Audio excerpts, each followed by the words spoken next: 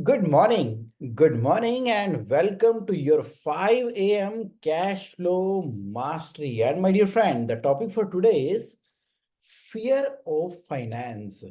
बात करेंगे फियर की। किस एरिया में? फाइनेंस की एरिया में फियर। अब ये फियर अच्छा होता है कि बुरा होता है? सवाल ये है। सवाल ये है, फियर की बात कर रहे हैं, फाइनेंस की बात कर रहे हैं, और ये फियर जो है वो कितना अच्छा है और कितना बुरा है? ना अच्छा है ना बुरा है। देखो, फियर तो फियर है। फियर तो एक इमोशन है जो कि ह्यूमन बीइंग के अंदर था, है और रहेगा। लेकिन जब जब वो फियर आता है और फाइनेंस के एरिया के अंदर आता है ना, तो वो फियर बहुत ज्यादा देखा गया है कि एक बुराई की तरह निकल के आ रहा है। क्या कहना चाहते हैं? मैं फियर की बात करता हूं। देखो, फियर अच्छा है कि बुरा है, आप ही अब इस बात का फैसला करना। कैसे? मैं आपसे शेयर करता हूं। देखो, जब मैंने चार्टर्ड अकाउंटेंसी का कोर्स ज्वाइन किया था ना, 17 साल की मेरी एज, 12th क्लियर कर ली है। 12th क्लियर करने के बाद अब समझ नहीं आ रहा कि किया क्या जाए। लेकिन उस समय जो मुझे गाइड किया गया, बताया गया कि जो चार्टर्ड अकाउंटेंसी का कोर्स है ना, कि जगमोहन तुम पहली से लेके 12वीं तक आज तक फर्स्ट आते रहे हो, और बढ़िया कोर्स करना चाहिए, और लिया भी तुमने कॉमर्स है, और कॉमर्स के अंदर जो टॉप का कोर्स है वो तो सीए का ही है। मन करता है हाँ यार, बात तो सही है, करना तो यही चाहिए। अब जब जैसे ही एडमिशन ले लिया चार्टर्ड अकाउंटेंसी के कोर्स में, तो फियर क्या है? इतना बड़ा फियर, इतना बड़ा फियर। किस बात का फियर? पहली बात तो सीए के उस जमाने में सारे के सारे पेपर होते हैं इंग्लिश के अंदर, और हम तो पढ़े हुए पहली से लेके 12वीं तक हिंदी मीडियम के अंदर। यानी कि बिजनेस स्टडी वाला पेपर जो हमने हिंदी में दिया, अब सीए के अंदर जो भी एग्जाम होंगे, फाउंडेशन के, इंटरमीडिएट के और फाइनल के, भाई इंग्लिश में होने हैं। हम हिंदी मीडियम से पढ़े हुए। आहा, वो लिखना ही अपने आप में एक महाभारत होती थी। ये बात कर रहा हूं मैं आज से 24 साल पहले की। फियर। अच्छा, अब जब उसके लिए क्या किया जाए? अब इंस्टीट्यूट की तरफ से जो स्टडी मटेरियल प्रोवाइड कर दिया गया, इतना मोटा मोटा स्टडी मटेरियल लेकर आए, और उसके बाद पढ़ाई करने के लिए कोचिंग सेंटर्स होते हैं, तो वहां पहुंच गए जी कोचिंग सेंटर करने के लिए। हमारे टीचर ने बोला कर लोगे, और डरा दिया उन्होंने। उन्होंने कहा सीए का जो रिजल्ट होता है वो तो मात्र 1% होता है। तुम लोग हिंदी मीडियम से आए हुए कैसे कर पाओगे? मतलब जो मन में कहीं ना कहीं डर था ना, उस टीचर ने पक्का ही कर दिया। हम तो एकदम सहम से गए।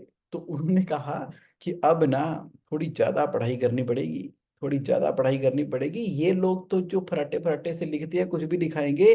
तुम्हें पहले तो समझना है, समझने के बाद लिखना है, तुम्हारी लिखावट जो है उनको समझ में आए। डरा डरू दिया अच्छे तरीके से। हमने कहा पता नहीं हमसे ना होती अब तो। ये कैसे होगी?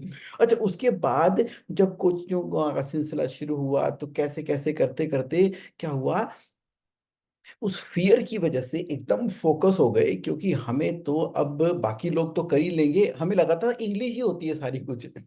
तो बाकी लोग तो कर ही लेंगे। लेकिन उस फियर ने हमें क्या कर दिया? स्टेबलाइज कर दिया। उस फियर ने ना फोकस कर दिया।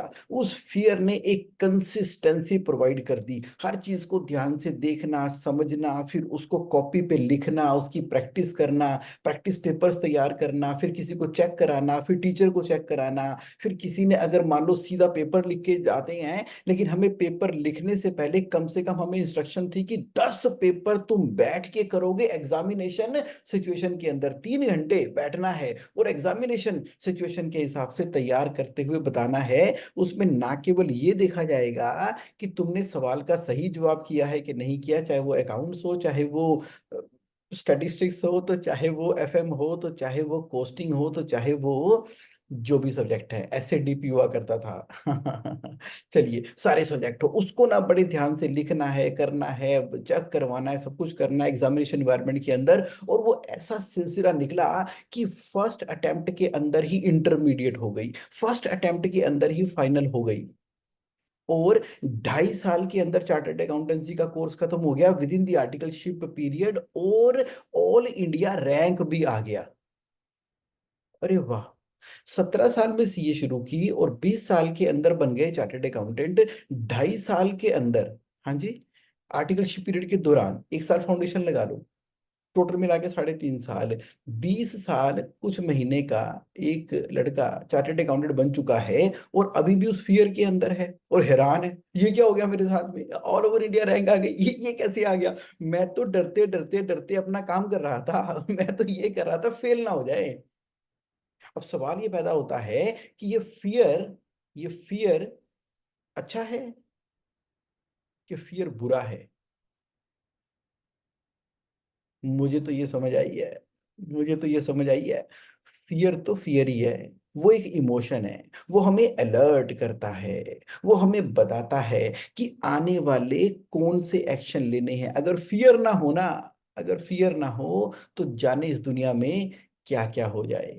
तो अब ना, अब आप खुद ही अंदाजा लगाना कि फाइनेंस के एरिया में कैसे ऑपरेट कर रहे हैं हम, कैसे ऑपरेट कर रहे हैं, कैसे ऑपरेट कर रहे हैं, क्या ऑपरेट कर रहे हैं। इसके लिए ना मैं आपके साथ आज के सेशन के अंदर कितने, 7 फियर ऑफ फाइनेंस डिस्कस करने वाला हूं। 7 फियर ऑफ फाइनेंस।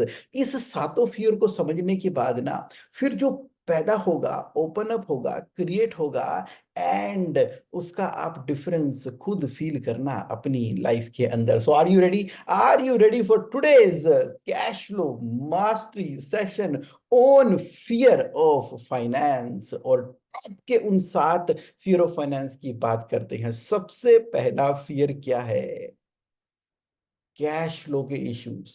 ओए होए, फाइनेंस के अंदर ना यार संभल नहीं रहा।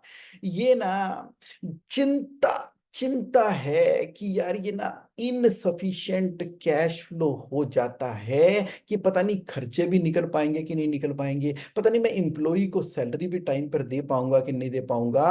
और जब इन्वेस्ट करने की अपॉर्चुनिटी आएगी, नया स्टाफ हायर करना है या ऑफिस खरीदना है या फैक्ट्री लगानी है या फर्दर एक्सपेंड करने के लिए बिजनेस के अंदर वर्किंग कैपिटल डालनी है, तो पैसे आएंगे कहां से। और ये कैश फ्लो के इश्यूज के जो सवाल है ना, सवाल जो फियर है, फियर वो ना सोने नहीं दे रहा बिजनेस ओनर को, सारी रात जागते रहते हैं। अच्छा, रियल में फियर क्या है, पता नहीं क्या होगा अगर डिले हो गया तो, अगर सप्लायर को पेमेंट टाइम पर इस बार नहीं कर पाई तो, पहले ही डिले चल रही है, क्या करूं। सोच सोच के सोच सोच के सोच सोच के सोचने के बाद जो उसके बाद जो पैदा कर दिया जाता है ना फियर, वो फियर ज्यादा डराता है। शायद वो उतने इशू हुए भी नहीं हैं, हुए भी नहीं हैं, हुए भी नहीं हैं। आप रिलेट कर पा रहे हो मेरी बात से, मैं क्या कह रहा हूं। कैश फ्लो का इशू सबसे पहला फियर बन गया है। अब ये फियर अच्छा है कि फियर बुरा है। अब इस फियर को हम बुराई की तरफ यूज कर रहे हैं क्या, डिप्रेशन की तरफ जा रहे हैं, कैश फ्लो इशू की तरह। चिंता, चेहरे की स्माइल सारी हट गई है, एकदम स्टिफ चेहरा रहता है, माथे पे वट पड़े हुए हैं और एकदम सीरियसनेस हो रहे हैं, जिंदगी जीना ही भूल गए हैं उस फियर के चक्कर में। लेकिन ये फियर तो शायद हमें अलर्ट कर रहा था ना कि मेरे पास इनसफिशिएंट कैश फ्लो, तो बाबा क्रिएट करें ना फिर 3 महीने के बराबर का कैश रिजर्व। हमेशा अगर सैलरी जितनी देनी है, जितनी सैलरी देनी है ना, बिजनेस करने का, कैश फ्लो का, मैनेजमेंट का असूल क्या है कि अगले 3 महीने, कितना, अगले 3 महीने के बराबर की सैलरी का कैश रिजर्व हमारे पास अवेलेबल होना चाहिए। तो ये फियर तो आएगा, फियर तो आएगा लेकिन डराएगा नहीं, क्योंकि फियर को हमने तोड़ लिया। जैसे सीए के एग्जाम के अंदर अगर पेपर देने के अंदर लिखने में गलती हो गई तो क्यों ना 10 पेपर एग्जामिनेशन कंडीशन के अंदर एक बार कर दिए जाएं और किसी एक्सपर्ट को चेक करा दिए जाएं। तो फियर तो है, पता नहीं मैं कर पाऊंगा कि नहीं कर पाऊंगा, लेकिन उसकी आप मैनेजमेंट तो कर सकते हो। और कैश फ्लो के इशू के लिए सबसे बड़ा ब्रह्मास्त्र क्या है उस फियर को खत्म करने का, उस फियर को, उस देखो, फियर हमें अवेयर कराता है, उस अवेयर की वजह से कॉन्सिक्वेंसेस ना हो जाएं। डिप्रेशन की जगह चढ़ती कला अग्रेशन में जाने के लिए, पॉजिटिव साइड में जाने के लिए हमने क्या किया, 3 मंथ से लेके 11 मंथ तक का कैश रिजर्व हमने क्रिएट किया। दूसरा फियर, दूसरा फियर है डेप्ट। अरे यार, ये जो लोन है ना, ये जो कर्जा है ना, डरा रहा है मुझे। Daunting, daunting, daunting. जरूरी है, जरूरी है पैसा लेना। पैसा नहीं लगाऊंगा तो बिजनेस कैसे बढ़ेगा। बिजनेस ओनर का जो फियर है ना, वो यहाँ से बढ़ रहा है कि जैसे जैसे जैसे बिजनेस ग्रो कर रहा है, वैसे वैसे लोन भी बढ़ता चला जा रहा है। अब इतना सारा लोन बढ़ गया है, रीपेमेंट कैसे करेंगे। और लोन के सहारे ही जीऊंगा, मैंने तो जिंदगी अपनी जी ली, बच्चे कैसे मैनेज करेंगे इस लोन को। अगर सडनली कुछ हो जाता है तो इतना बड़ा डेप्ट जो है पूरा का पूरा मेरे बिजनेस को रातों रात ही खत्म कर देगा। डर, fear, fear, fear, fear, fear. अगर कुछ हो गया तो फियर ऑफ फाइनेंस। इसीलिए तो क्या होता है कि फाइनेंस को कौन हैंडल करेगा, फाइनेंस को ना मेरे पिताजी को ही हैंडल करने दो, वो जरा अच्छे से हैंडल कर लेते हैं। फाइनेंस तो बड़े भाई साहब ही हैंडल कर लेंगे। मेरा मन तो लगता है मार्केटिंग के अंदर, मेरा मन तो लगता है कुछ ऑपरेशन के खास खास तरह के काम करने के अंदर। भाई साहब फाइनेंस समझ नहीं आता, ये अपने आप बड़े बड़े लोग देखते रहेंगे। अब इस चक्कर में जब बड़े बड़े लोग देखते रहेंगे, हमने फाइनेंस को देखा नहीं, तो पता लगा कि नॉन फाइनेंस के लोग ही सबसे ज्यादा कोताही मचा रहे हैं फाइनेंस के एरिया के अंदर। जिसकी वजह से ये फियर ना हमें ग्रोथ करने नहीं दे रहा, ये डेप्ट खत्म नहीं हो रहा। तो क्यों नहीं इस फियर को पॉजिटिवली इस्तेमाल करते हुए हम ये देखें कि अगर डेप्ट लेना ही है तो डेप्ट मैक्सिमम कितना लेना है, मैक्सिमम कितना लेना है। अपने बिजनेस की बैलेंस शीट उठाई, जितना पैसा आपने लगा रखा बिजनेस के अंदर और जितना प्रॉफिट आज तक कमा रखा, यानी कि प्रॉफिट जमा में रिजर्व एंड सरप्लस, जो हमने कमा रखा, जो हमने लगा रखा, उसको मल्टीप्लाई कर दो 2 से।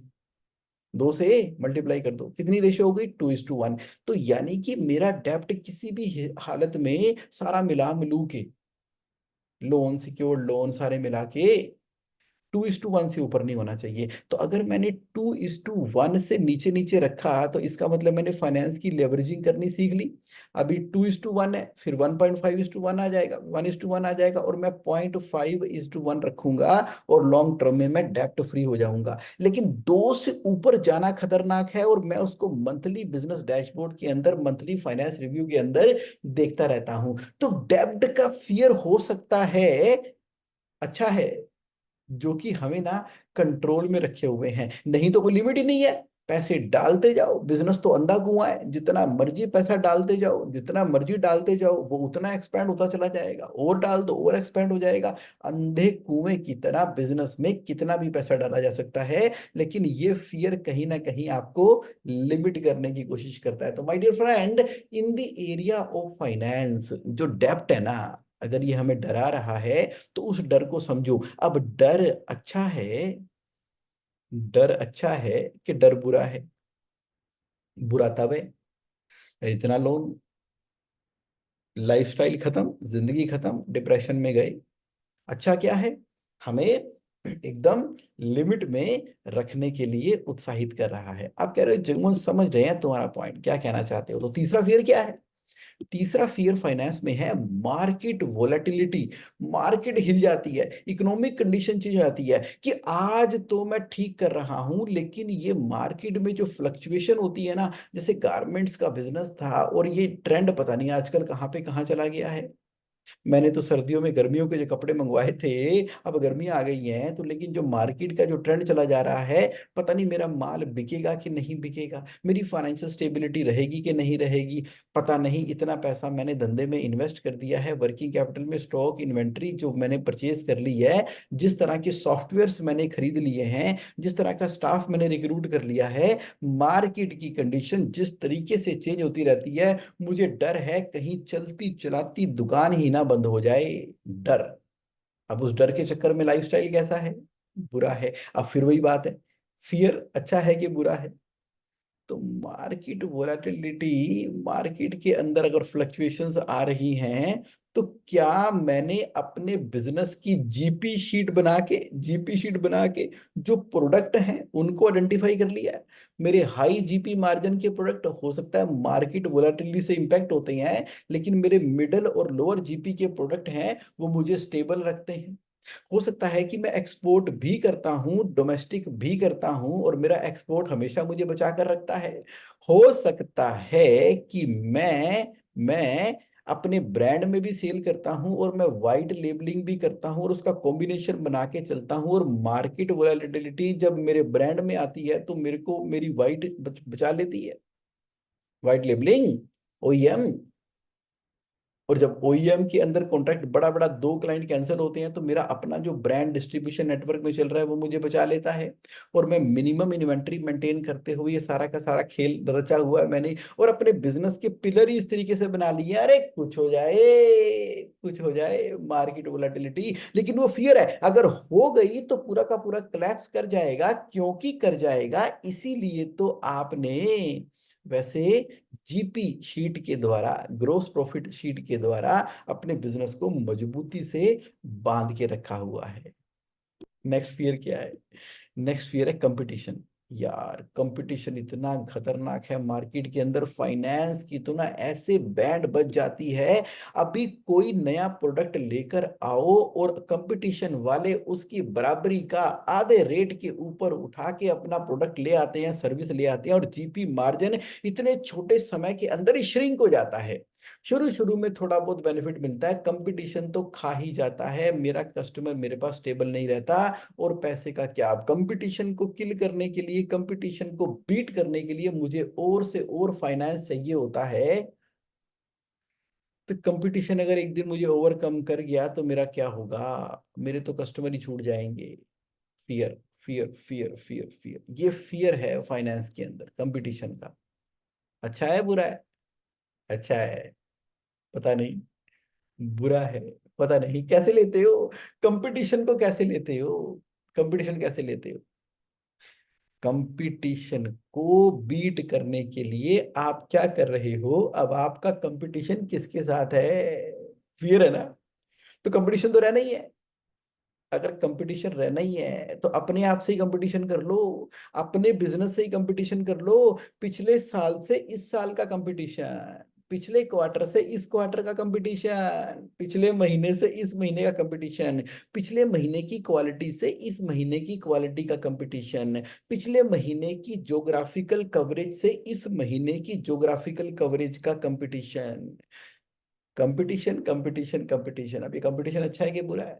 सेल्फ कंपटीशन, अपने आप से। यानी कि अपने अपने अपनी ग्रोथ की, अपनी कैपेबिलिटी की, अपनी स्ट्रेंथ की पीक के ऊपर पहुंचने वाला कंपटीशन जो है ना, वो है कंपटीशन।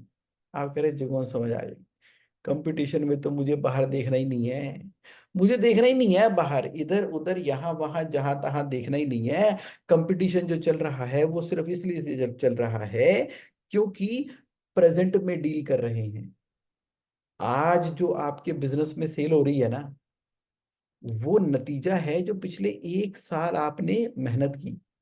और एक साल के बाद जो सेल होगी ना, वो जो आज आप मेहनत कर रहे हो उसकी वजह से एक साल के बाद सेल होगी। और 2 साल के बाद जो सेल होगी वो एक साल के बाद जो मेहनत करेंगे उसकी वजह से होगी। यानी कि प्रेजेंट के अंदर आप हमेशा विजनरी की तरह फ्यूचर की तैयारी कर रहे हैं। प्रेजेंट के अंदर तो आपकी टीम ऑपरेशनल एक्टिविटी करके तो सेल किए चले जा रही है, क्योंकि माहौल ही आपने ऐसा बना रखा है। तो कंपटीशन हमेशा उसके अंदर हो रहा है जिसको डर है, फियर है, जो आज से ऑपरेट कर रहा है। आज कुआं खोदता है, अरे मोबाइल की एसेसरीज आई है, आईफोन नया लॉन्च हो गया है, चलो चलो चलो चलो नया आईफोन मैन्युफैक्चर करो और सप्लाई कर दो। अरे नया आईफोन आ गया, अरे मोबाइल चेंज हो गया, लोग तो सैमसंग की तरफ जा रहे हैं, ये नोकिया कहाँ चला गया? तो जो आज के दिनों के अंदर मोबाइल के चार्जर एसेसरी बना बना के बेच रहा है, डर तो उसको कंपटीशन का है। लेकिन जो विजनरी है ना, उसको पहले से ही पता है कि अगले साल क्या लॉन्च होने वाला है, उससे अगले साल क्या होने वाला है, मार्केट का ट्रेंड किस तरफ चल रहा है। तो फियर जो कंपटीशन का है, हमें जो लग रहा है कि हमारा सारा का सारा प्रॉफिट मार्जिन जीपी उठा के ले जाएगा कंपटीशन, फियर तो फियर है। फियर तो फियर है, कहाँ लेके जा रहे हैं? तो नेक्स्ट क्या है? नेक्स्ट है कंप्लायंस। ये बहुत डराता है फाइनेंस की एरिया में। वो डराता है, अरे जीएसटी और टीडीएस की कहीं सर्वे सर्च हो गया तो क्या होगा। ये जीएसटी के अंदर नोटिस आ जाते हैं, अचानक से 2018-19 का डिमांड का नोटिस आ गया, उन्होंने बोला जितना भी इनपुट आपने ले रखा है वो गलत था, सामने वाले के डीलर के जीएसटी नंबर कैंसिल हो गए हैं, इसलिए आपको सारा जीएसटी जमा कराना पड़ेगा, इंटरेस्ट जमा कराना पड़ेगा, जितनी डिमांड उतनी पेनल्टी डबल करके निकलता है। बैंकों को फ्रीज कर लिया जाता है, अच्छे भले चलते चलाते बैंक। आपको पता है आजकल क्या कर रखा है जीएसटी वालों ने, वो क्या करते हैं अपनी मर्जी से, जो कैंसल डीलर है उस चक्कर में हमारा इनपुट खत्म कर देते हैं, इनपुट खत्म करके डिमांड निकाल के लेटर बैंक को भेज के आपका बैंक सीज, करोड़ 2 करोड़ 5 करोड़ 10 करोड़ 20 करोड़ की डिमांड निकाली, आपका कमाल है। पैसे कस्टमर से आए बैंक में जमा, निकाल ही नहीं सकते, चलता चलाता बिजनेस ठप ठप ठप ठप ठप। ये डर लग गया, ये क्या हो गया, तो बहुत बड़ा फियर है। तो बहुत, अगर मेरे साथ ऐसा हो गया तो क्या होगा। ये फाइनेंस के अंदर कंप्लायंस तो अपने बस की बात नहीं है, समझ नहीं आता फाइनेंस मेरे को, कंप्लायंस कोई समझ नहीं आती है, मैं तो मार्केटिंग का बंदा हूँ, मैं तो इंजीनियर हूँ, मैं तो इंजीनियर हूँ।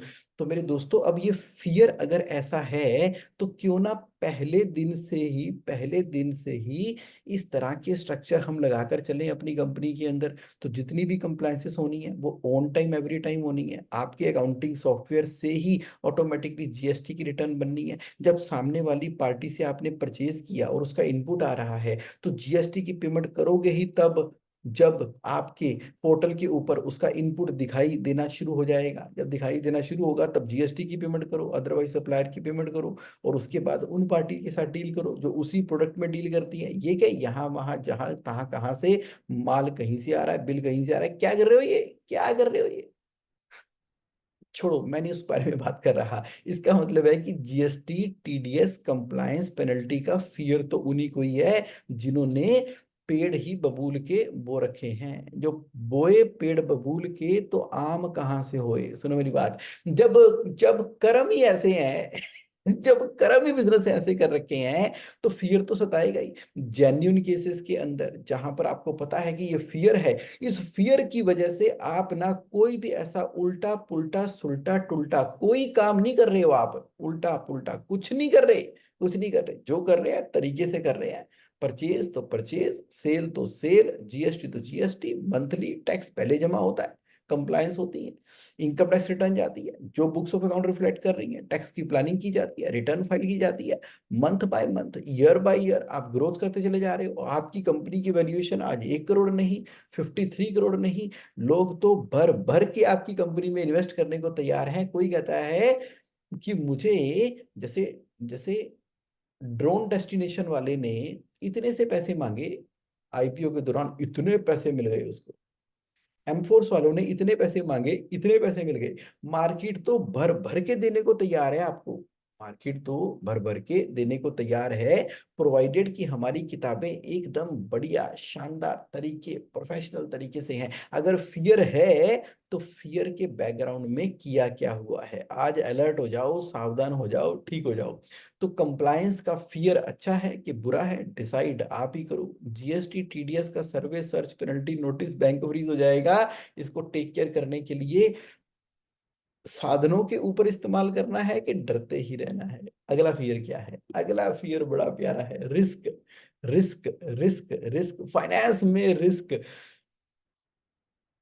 या बिजनेस तो कर रहे हैं लेकिन बिजनेस का मतलब ही रिस्क है, उसका फियर मुझे हर समय सताता रहता है। देखो रिस्क है तो इश्क है, ऐसा किसी मूवी के अंदर आया था, मैंने सुना था, बड़ा फेमस हुआ था डायलॉग ये इंडिया में। तो लैक ऑफ कैश रिजर्व, कोई ना रिस्क के ऊपर हम बात कर रहे हैं, फाइनेंस के अंदर इस फियर को ओवर करने का, ओवरकम करने का अगर एक तरीका है तो वो है cash reserve, cash reserve, cash reserve, cash reserve. Bigger bigger the cash reserve lesser the risk. जिन जिन के पास लैक ऑफ कैश रिजर्व है ना, नहीं है ना कैश रिजर्व, जिन जिन लोगों के पास, उनका ना बिजनेस करने में सबसे बड़ा फियर है। अब फियर ही आपका कैश रिजर्व क्रिएट कराएगा। समझे मेरा पॉइंट। यस, जो कलेक्शन आई उसका 2% चल कैश रिजर्व में, जो कलेक्शन आई नेट प्रॉफिट के बराबर का पैसा जो है आप रिजर्व में ट्रांसफर करते जाओ, और वो रिजर्व क्रिएट ही फियर कराएगा इस रिस्क से। आप कह रहे जगमोहन, समझ आ गई, समझ आ गई। लेकिन एक बहुत बड़ा फाइनेंस के अंदर फियर है, मैंने तो चलो किसी तरीके से कर करा के बिजनेस को चला दिया, फाइनेंस को मैनेज कर दिया, लेकिन बच्चों को तो समझ ही नहीं है, अब फैमिली वाले इन्वॉल्व है, बड़ा चक्कर है।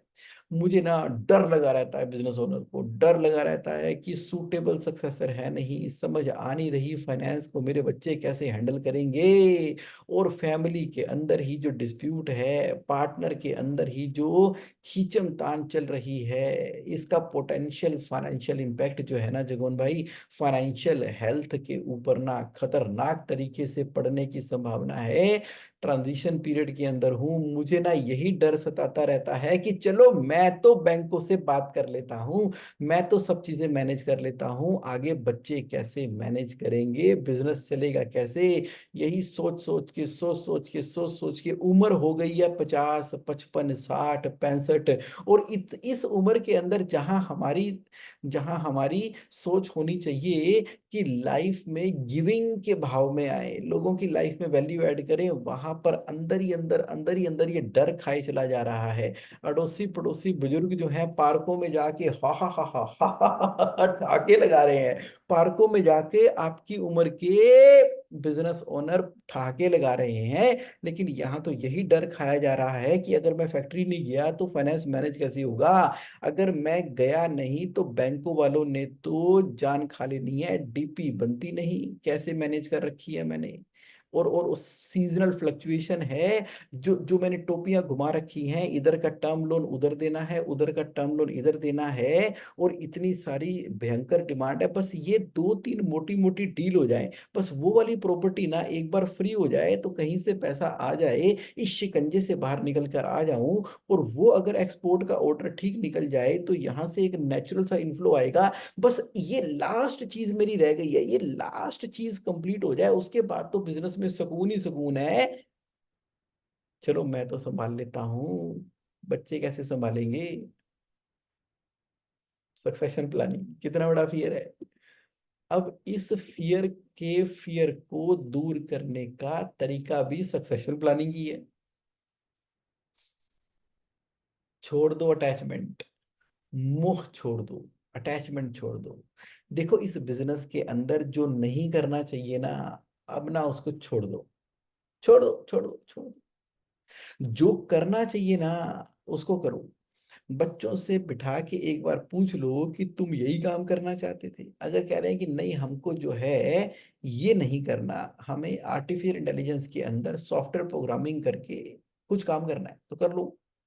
जो वो करना चाह रहे हैं ना कर लो, बिजनेस को आईपीओ में लाके प्रोफेशनल मैनेजमेंट लाके उसको, उसकी वैल्यू को अनलॉक करके, बिजनेस को आईपीओ में लाके प्रोफेशनल मैनेजमेंट को सौंप के उसकी वैल्यू को अनलॉक करके आराम से अपने मार्केट में शेयर बेच के निकलना है तो निकल जाओ, कोलैबोरेशन डील करनी है कर लो, इन्वेस्टर बनना है बन जाओ, बैंकों की प्रॉपर्टी के साथ में वापसी करके सेटलमेंट करनी है कर लो, कर लो, कर लो।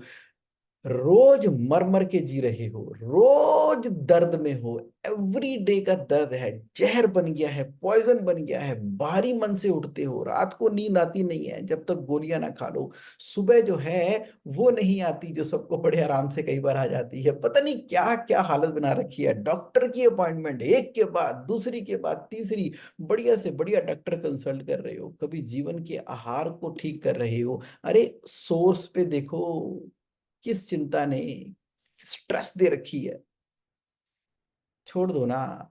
फियर को बोलो, तुम बता फियर किस चीज का है, फियर से पूछो ना, फियर अच्छा है ना फियर बुरा है, फियर तो फियर है, तो फियर से पूछो कि जो तू फियर आ रहा है मैं समझता हूं कि तू ठीक आ रहा है, ये फियर तू ठीक आ रहा है, तू जो कह रहा है मेरे फियर ठीक कह रहा है, मैं समझता हूं, मैं डर नहीं रहा लेकिन तेरी चेतावनी को समझ रहा हूं, तो फिर क्या करना चाहिए, एक्सपर्ट से कंसल्ट करो, अटैचमेंट को छोड़ दो, और डिसीजन ले लो, ले लो डिसीजन ले लो।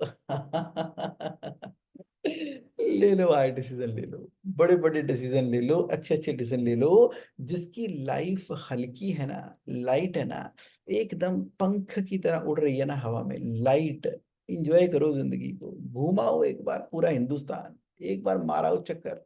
कोई रिलीजियस प्लेस पे लेके जाना है, अरे माता पिता कितने बुजुर्ग होते चले जा रहे हैं, आप खुद हो गए, माता पिता भी हो गए, ले जाओ उनको चार धाम की यात्रा पे, घुमाओ महीने 2 महीने, अरे कर लो यार, कर लो। सक्सेशन प्लानिंग ना, सक्सेशन प्लानिंग का जवाब सक्सेशन प्लानिंग ही है।